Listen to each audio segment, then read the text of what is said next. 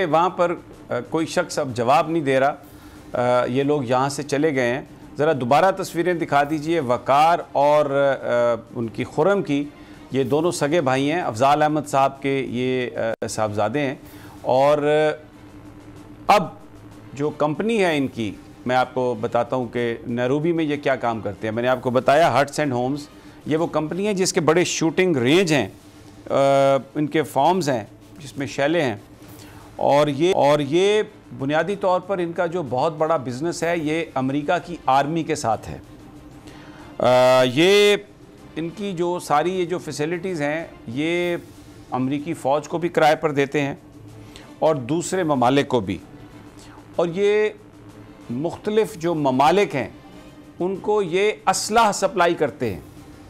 इनका जो काम है वो असले का काम है और ये सप्लाई करते हैं मुख्तलिफ़ मुल्कों को। डेफिनेटली वहाँ की जो डिफेंस फोर्सेस होंगी या जो दूसरे कोई सरकारी नीम सरकारी जो भी इदारे होंगे उनको ये असला फ़राहम करते हैं, जिसे आम ज़बान में कहते हैं कि American made arms and एमुनेशंस।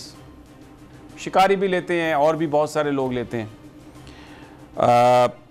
Kenya को भी देते हैं, ये भारत को भी देते हैं, पाकिस्तान को भी, और फिर इसके साथ ये शूटिंग ट्रेनिंग भी देते हैं। इनका काम ये है। हमारे पास ये इत्तलात हैं कि अरशद शरीफ के साथ जिस वक्त उनका कत्ल हुआ ये दोनों उस गाड़ी में मौजूद थे जिस गाड़ी में अरशद शरीफ की मैयत थी।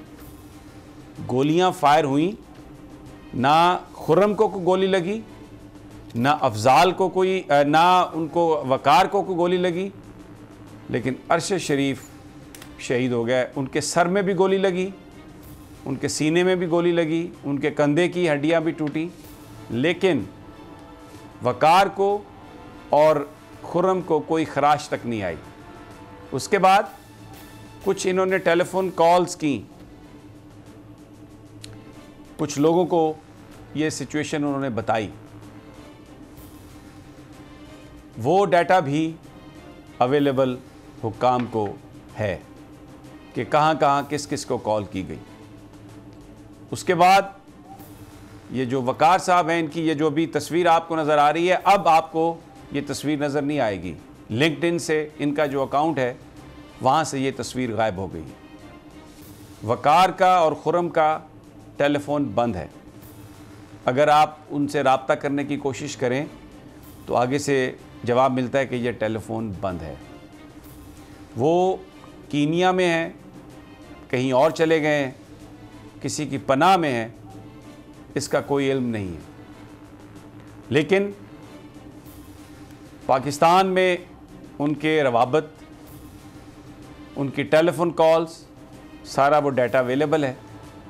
और मैं इस मामले में ज़्यादा बात नहीं करूँगा। मैं ये छोड़ता हूँ इन्वेस्टिगेटर्स पर कि वो डाटा मौजूद है कि किन के साथ गुफ्तगू हुई। मैं आज आपके सामने लॉन्ग मार्च का ऐलान कर रहा हूँ। जुमे को मैं लीड करूँगा उसको। कप्तान का हकीकी आजादी मार्च। उन्होंने कंटेनर रखे तो हटा दोगे। दिन हो या रात, वो न्यूज 24 घंटे रहेगा साथ।